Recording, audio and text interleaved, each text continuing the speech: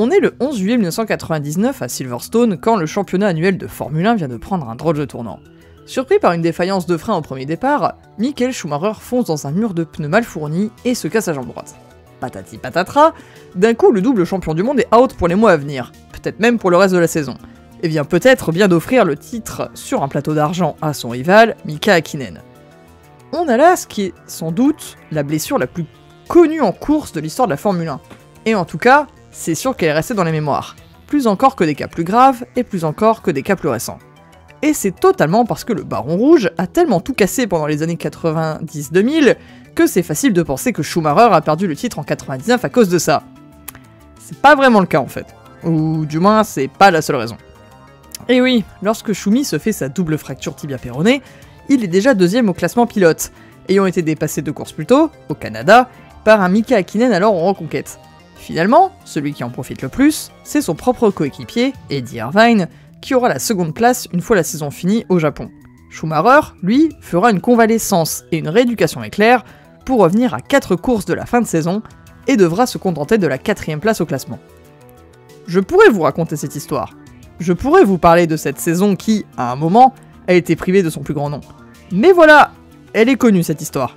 Tout le monde apprend tôt ou tard ce qu'il s'est passé cet après-midi de juillet 99 et les conséquences qu'elle a eues sur une saison très disputée entre ses protagonistes. Et donc, c'est pas fun à raconter. Ce que les gens ne savent pas, ou du moins oublient souvent, c'est qu'en plus de Häkkinen et des deux Ferrari, il y avait un autre nom qui se battait régulièrement pour les podiums. Un autre Allemand, qui faute d'avoir pu briller après des saisons compliquées où il était effroyablement dominé par un champion du monde, a maintenant l'occasion de faire de même, et tout aussi brutalement. Un autre Allemand qui a un passif avec Schumacher et une saison 99 où tout explosait avec une écurie qui, comme lui, n'a pas eu l'occasion de scintiller sur la scène si cruelle de la Formule 1. Bref, cette vidéo ne parle pas de Michael Schumacher, mais elle parle bien d'un Allemand qui s'est cassé la jambe pendant un Grand Prix de Formule 1 en 1999. Bienvenue dans Formula One, votre émission qui parle des anecdotes un peu bidons de la F1, et parfois de trucs plus sérieux.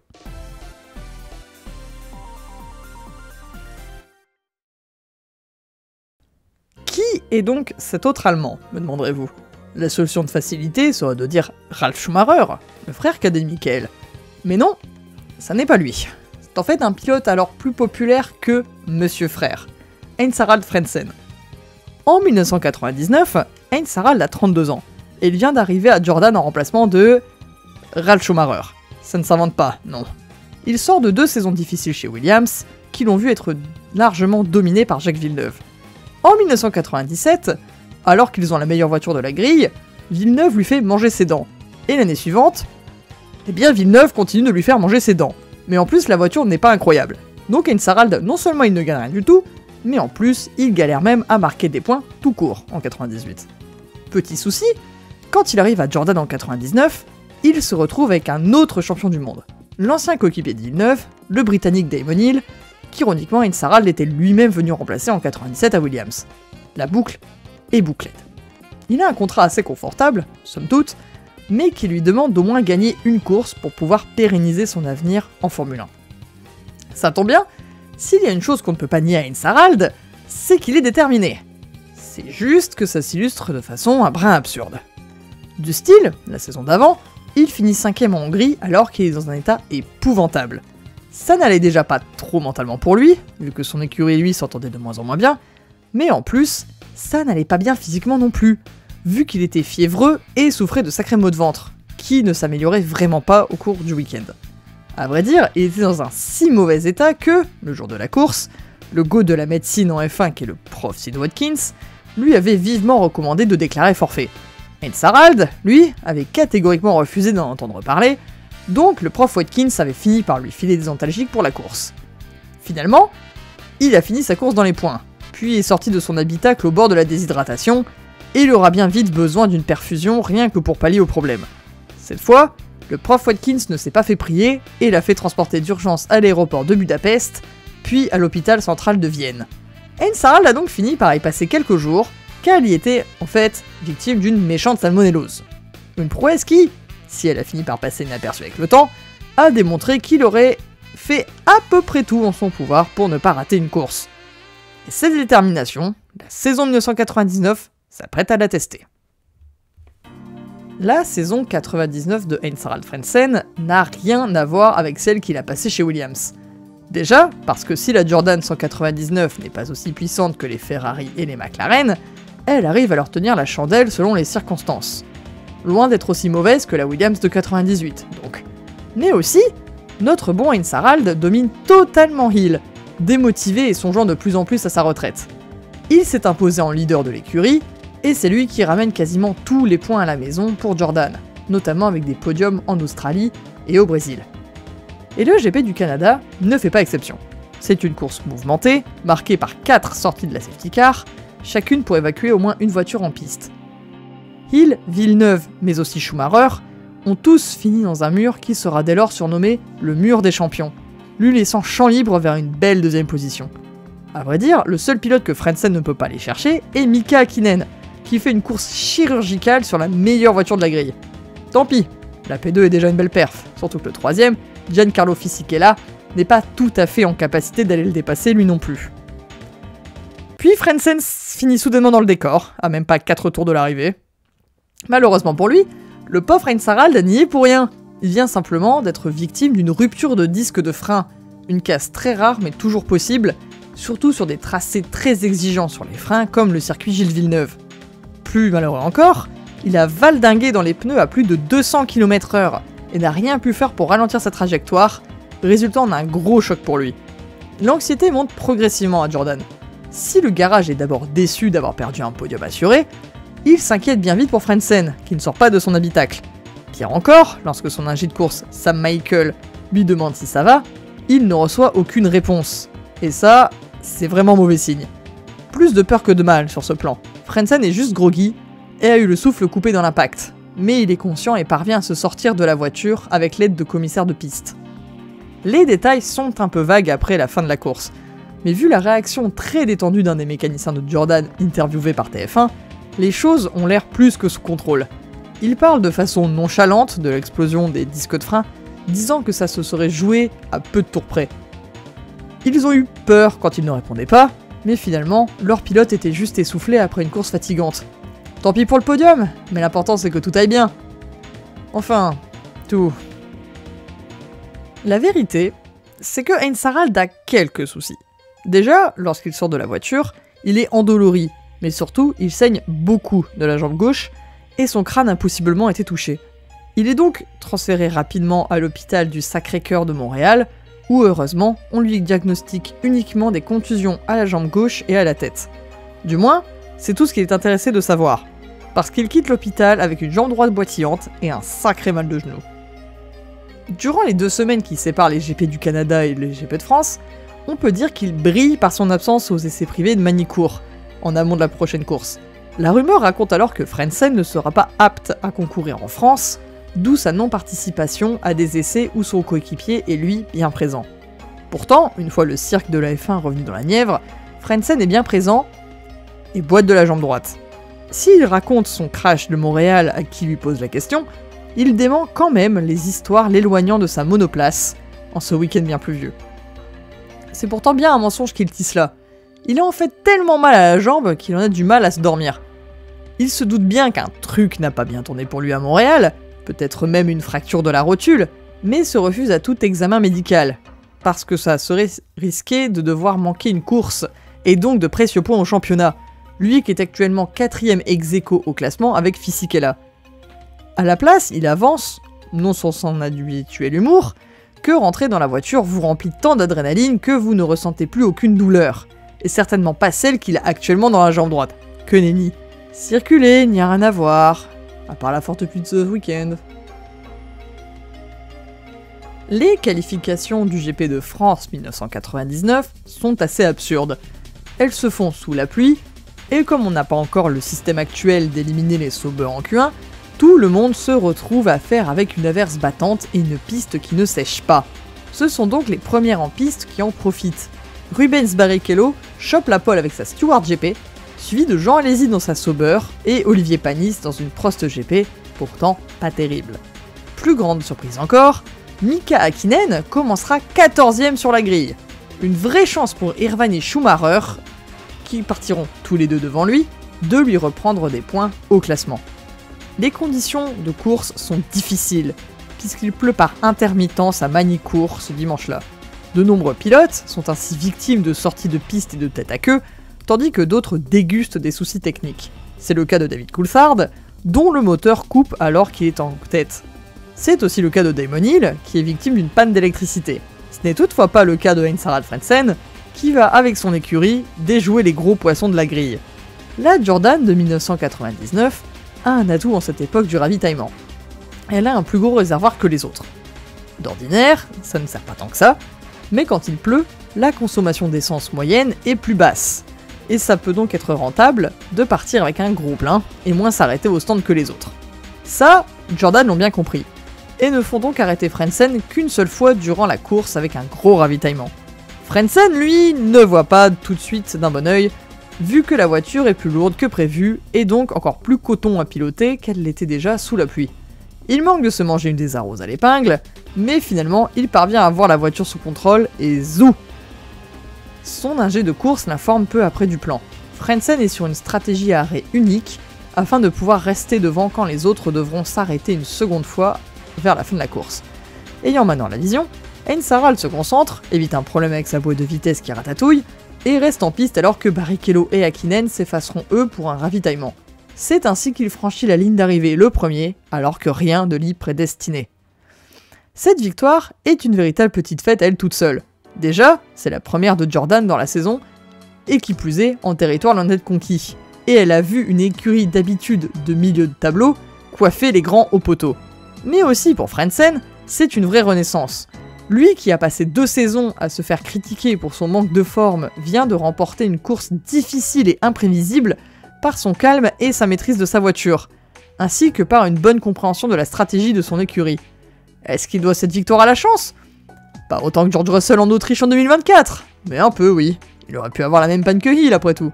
Il aurait pu avoir un pit stop pourri comme Irvine, ou un second pit stop tout court comme Barrichello. Mais au fond, il faut bien pouvoir en profiter de cette chance. Et tout comme Russell qui 25 ans plus tard se maintiendra au bon endroit pour récolter la victoire au bon moment, Frentzen s'est donné les moyens de profiter des malheurs des uns et de ceux que n'avaient pas les autres. Et puis bon, il a eu ses propres ennuis lui aussi. Mais pour une fois en F1, ce n'était ni la voiture, ni l'écurie qui était en faute. Ça peut sembler paradoxal, mais les courses sous la pluie sont moins exigeantes physiquement pour les pilotes. C'est là une conséquence de la délicatesse demandée pour boucler les tours sans sortir de piste. D'autant plus que dépasser est difficile, et donc se produit moins souvent. Dans le cas de notre bon Heinz-Harald, ça l'a plus qu'aidé à gagner.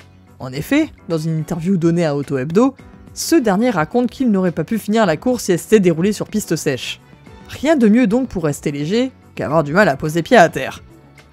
Mais il n'y a sans doute pas que la pluie qui lui a permis de tenir et gagner ce dimanche-là. Je pense sincèrement que malgré tous les euphémismes qu'il a offerts à la Terre ce week-end-là, c'est difficile de ne pas le croire quand il dit que l'adrénaline, une fois dans la voiture, l'a aidé à oublier la douleur dans sa jambe.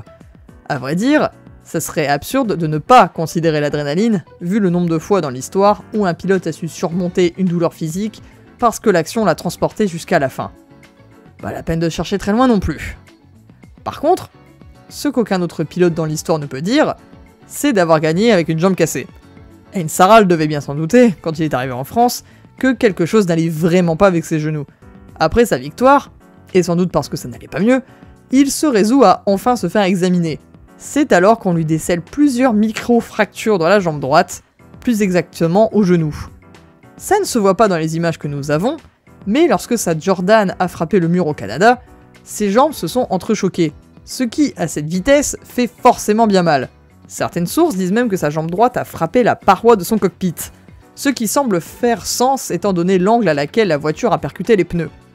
Dans tous les cas, son genou droit était fracturé au moment de la course en France, ce qui fait donc d'Heinz-Harald Frentzen le premier, et actuellement dernier, pilote à gagner une course de Formule 1 avec la jambe cassée.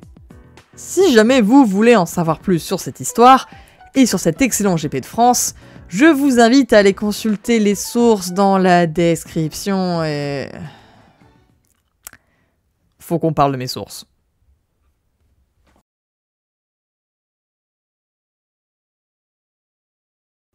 Pour être tout à fait transparent, généralement, quand j'ai besoin de regarder un truc sur la F1, je vais toujours sur le même site, et les recherches pour cette vidéo ne font pas exception. Cette source, c'est StatF1, un site excellent tout au demeurant, mais qui a tendance à ne citer ses sources que sur ses pages récentes ou certaines bien spécifiques, comme celle du GP de Grande-Bretagne 1999. Pas de bol pour moi, quand j'ai voulu vérifier si l'anecdote de la jambe cassée de Frentzen était vraie, je me suis rendu compte que les 2 pages concertées ne citaient aucune source. Et attention, je vais dire un truc inattendu, mais sourcer une anecdote un peu bidon 1999 quand vous n'avez pas accès au magazine d'époque, c'est pas simple. De nos jours, vous apprenez qu'Oscar Piastri s'est cassé la 6ème côte parce qu'il a posté la radio sur Twitter à la mi-saison. Mais forcément, il y a 25 ans, c'était pas la même paire de manches. Puis bon, je vais pas aller dans les DM Twitter d'un pilote qui a quitté la F1 il y a genre 20 ans pour lui demander ce qu'il s'est cassé le 13 juin 1999 après-midi à Montréal. Donc go fouiller ce que j'ai sous la main. Qu'est-ce qui pourrait mal se passer? Sauf que voilà, j'ai un souci un peu particulier cette fois. Toutes les sources, ou presque, donnent une version différente. J'aimerais tellement exagérer en disant ça. Et le pire, c'est que ça ne m'est vraiment pas inédit. Parce que j'ai réussi à avoir pile le même problème avec l'anecdote de la Hongrie 98. Vous voyez, StatF1 avance un diagnostic très précis d'une salmonellose. Et c'est de là que je tire cette info. Pour être exact, voici la formulation qui en est faite sur le site.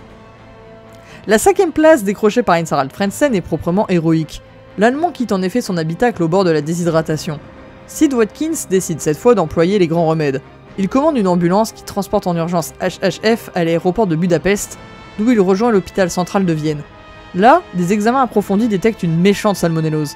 Frentzen en est quitte pour quelques jours d'hospitalisation qui, a priori, ne mettront pas en péril sa participation au GP de Belgique, 2 semaines plus tard. Ces 2 points conquis dans une telle condition physique démontrent en tout cas sa détermination à poursuivre sa carrière, sinon avec Williams, du moins en Formule 1. Toutes les autres sources que j'ai pu trouver vont dans leur sens, vu qu'elles restent vagues sur ce dont souffrait Frentzen exactement, mais mentionner son hospitalisation à Vienne pour une forme d'intoxication alimentaire. Jusque-là, ça semblait concordant. Enfin, jusqu'à ce que je regarde la diffusion de TF1 du GP. Si vous n'avez jamais vu les GP tels qu'ils étaient diffusés en clair, vous ne le savez peut-être pas, mais la diffusion se terminait souvent sur un petit bilan du GP narré avec un récapitulatif des résultats. Ce résumé était entrecoupé d'interviews de pilotes et de staff en rapport avec ce dont ils parlaient. Après le GP de Hongrie 98, par exemple, ils interviewent Irwin Goyner, le préparateur physique de Williams à l'époque, qui dit ceci. Il était très malade. Il avait 39,5 de fièvre, de très gros problèmes d'estomac, très douloureux, mais il a pu aller jusqu'au bout de la course. Vous avez craint pour sa santé durant la course? Oui, j'avais assez peur, je ne m'imaginais pas qu'il puisse terminer. Vous avez sans doute remarqué que c'est légèrement différent de la version que je vous ai racontée, qui malheureusement pour moi n'est pas réellement sourcée. Toutefois, comme véritablement toutes les autres sources que j'ai pu trouver à ce sujet semblent aller dans le sens de l'intoxication alimentaire plutôt que de l'ulcère, et que seul TF1 mentionne un passage sur le billard, j'ai presque envie de dire qu'on sait déjà qui a raison sur ce coup. Quoi qu'il en soit, ça ne retire en rien à la performance de Frentzen ce week-end-là. Et c'est pareil pour le GP de France. Parce que oui, 1 an plus tard, TF1 a encore frappé. Tout à l'heure, je vous ai montré une interview qu'ils avaient faite après le GP du Canada 99. Pour être précis, c'est celle de Patrick Grandidier, dont voici l'audio, contexte y compris. Le classement semble figé, Heinz-Harald Frentzen a la piste libre devant lui, Häkkinen est devant, à 5 secondes. Mais au 65e passage, la Jordan d'Heinz-Harald Frentzen sort brutalement de la piste. Heinz-Harald est KO. Il sera évacué à l'hôpital de Montréal, souffrant de la cage thoracique. Mais finalement, 1 heure plus tard, les nouvelles étaient rassurantes. L'Allemand n'a été que choqué dans le crash. Il n'a pas commis d'erreur, sa sortie de piste est due à une casse mécanique. Une fois encore, la voiture de sécurité est intervenue. C'est ce qui s'est passé, le frein avant droit a explosé. Le gauche était limite, mais bon, il a usé un petit peu plus le disque avant droit, donc il a explosé en premier à l'entrée d'une grande courbe, donc ça pardonne pas. Mais bon, il a eu beaucoup de chance parce qu'au départ, bon, quand à 3 tours de l'arrivée, il était 2e, donc on était vraiment déçus. Et puis après, quand on a vu qu'il bougeait pas dans la voiture, là, on s'est fait du souci. Et puis en fait, c'est parce la course était très fatigante pour lui et après le choc, il pouvait pas bouger. Mais bon, apparemment, là, tout est bien, il est en examen à l'hôpital, mais il n'y a pas de problème majeur. Cette interview est un peu étrange. Patrick n'en effet pas l'air très inquiet alors qu'il mentionne que l'écurie s'est faite du souci, évoquant qu'a priori il n'y a rien de grave. Sur le coup, je me suis dit que ce mec était le roi du chill, Mais à bien y réfléchir, je pense plutôt qu'il ne savait pas trop lui-même ce qu'il se passait avec Frentzen, et devait donc se contenter de trucs qu'il avait entendus de la part de ses collègues, peut-être tout aussi peu au courant que lui. Vu comment il en parle, Frentzen n'était même pas encore sorti des examens, donc même Jordan n'avait pas encore d'informations précises au sujet de leur pilote. C'est donc logique que les infos que Patoche nous donne soient différentes de ceux qu'on a. Après tout, lui nous parle depuis le 13 juin 1999, et moi je vous parle de l'an de grâce 2025. C'est pas la même paire de manches quoi. Mais TF1 ne sont pas les seuls à être coincés avec des infos non définitives, parce que c'est aussi le cas de la source principale de la page Wikipédia anglophone du GP. Il s'agit d'Atlas F1, une sorte de revue en ligne de la fin des années 90. Voilà comment ce site explique la situation à son tour. Mais l'action n'était pas finie, étant donné la collision de Frentzen avec les barrières qui a ramené la voiture de sécurité jusqu'à la fin de la course. L'impact de Frentzen ne l'a pas seulement privé d'une seconde place garantie, il a aussi blessé le pilote au point où il a dû passer 3 jours à l'hôpital, où on lui a diagnostiqué une légère hémorragie au niveau du crâne. Il semble toutefois que Frentzen sera apte à concourir en France. Il a des bleus à la jambe gauche et à l'épaule droite, mais est transféré à l'hôpital pour un check-up. Comme Patrick Grandidier, Atlas F1 ne bénéficiait pas de recul sur ces informations, puisque leurs articles étaient rédigés juste avant et juste après les GP. Ils mentionnent aussi des blessures à la tête qui sont cohérentes avec le choc, mais ne sont mentionnées nulle part ailleurs. Il est possible que cette information ait été démentie par la suite, ou alors qu'elle soit passée à la trappe au fur et à mesure du temps qui passe. C'est ça aussi, ne pas avoir de recul. Ça vous aide à préserver les détails. Sans doute que celui-ci n'a pas survécu, parce qu'il n'a eu aucun impact en France. StatF1, par contre, a ce recul, et ce grâce aux sources que ses rédacteurs emploient. Les pages recoupent en effet 2 types de sources. Les articles de revue d'époque, comme Auto Hebdo ou L'Équipe, et des livres écrits après la fin de la saison.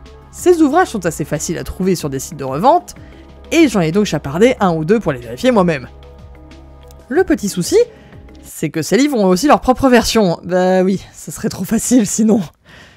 La plus précise de ces versions se trouve dans un livre que StatF1 ne cite pas.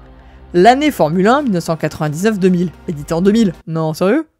Il nous raconte ainsi l'anecdote du Canada, je cite. Le choc latéral fut rude. Sonné, blessé à la jambe gauche, il fut transporté par un hélicoptère à l'hôpital du Sacré-Cœur de Montréal. Le professeur Sid Watkins, le médecin des pilotes, constata alors que l'Allemand était indemne. Heinz était conscient et n'a pas tardé à retrouver son sens de l'humour, raconta Sid Watkins de retour au circuit. Il a mal à la jambe gauche et à l'épaule droite, mais rien n'est cassé. L'Allemand était effectivement présent en France 2 semaines plus tard, mais des examens plus approfondis menés ensuite montrèrent qu'il souffrait d'importantes fissures aux 2 genoux. Le livre est assez sympa pour nous préciser un peu plus tard ce dont il parlait, dans un petit encarté nommé HH, de genoux fissurés, dans les pages sur le GP de Grande-Bretagne. Cherchez pas. Je cite. L'accident dont fut victime Heinz Harald Frentzen à 3 tours de l'arrivée du Grand Prix du Canada était plus sérieux que prévu. Des douleurs persistantes dans les genoux, au soir du Grand Prix de France, ont ramené l'Allemand chez son médecin, qui a détecté des fissures dans les os de ses 2 genoux. En principe, je dois rester tranquille, ne pas marcher et surtout ne pas pratiquer de sport dangereux, avança Heinz Harald en souriant. Mais je ne m'en fais pas trop. En fin de saison, je donnerai du temps à mes genoux pour qu'ils s'en remettent. Dans une sorte de running gag, je n'ai pas été capable de retrouver l'interview ici citée. Toutefois, quelques détails concordent avec notre version de base. Des fissures dans le genou et une épaule droite qui a pris un peu cher mais pas trop. Oui, bon, je n'ai pas mentionné l'épaule jusqu'ici, mais on est à 2 sur 2 en concordance, et vu le bordel que c'est, je vais m'en satisfaire. La formulation de la section sur le Canada est intéressante pour nous parce qu'elle explique les incohérences des versions TF1 et Atlas F1, dans le sens où le diagnostic final est tombé bien après la diffusion de la course au Canada. Il y a un autre détail dans cette description qui me frappe, et c'est que la jambe gauche est mentionnée, mais pas la droite. Ça semble anodin, mais par ironie, ça rejoint directement ma source initiale. Mais avant de vous en parler, on va d'abord devoir faire un petit détour. Et ce détour, c'est par une des vraies sources, prouvables, utilisées par les gaillards de StatF1, le livre d'or de la Formule 1 en 1999, écrit par Renaud de la Broderie. Comme je l'ai pour de vrai, acheté sur un site qu'à la base ma prof d'histoire de prépa m'avait reco pour de l'histoire romaine, je vais vous lire les extraits concernés, parce que je le peux. Alors, commençons par la section sur le GP du Canada. Frentzen, sur une rupture des freins, valse dans le décor. Il a été transporté en hélicoptère à l'hôpital du Sacré-Cœur en état de choc. L'Allemand était prêt à signer une décharge de responsabilité pour regagner l'Europe dès le dimanche soir.